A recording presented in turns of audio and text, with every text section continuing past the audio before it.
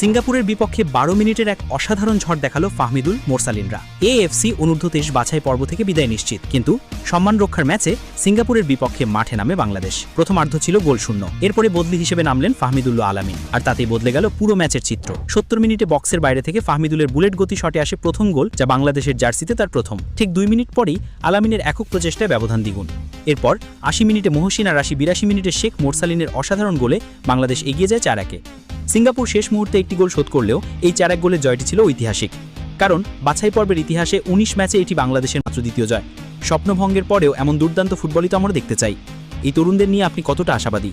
কমেন্টে সিঙ্গাপুরের বিপক্ষে ১২ মিনিটের এক অসাধারণ ঝড় দেখালো ফাহমিদুল মোরসালিনরা। এএফসি অনূর্ধ্ব-23 বাছাই পর্ব থেকে বিদায় নিশ্চিত, কিন্তু সম্মান রক্ষার ম্যাচে সিঙ্গাপুরের বিপক্ষে মাঠে নামে বাংলাদেশ। প্রথমার্ধ ছিল গোলশূন্য, এরপরে বদলি হিসেবে নামলেন ফাহমিদুল্লাহ আলামিন, আর তাতেই বদলে গেল পুরো ম্যাচের চিত্র। ৭০ মিনিটে বক্সের বাইরে থেকে ফাহমিদুলের বুলেট গতি শটে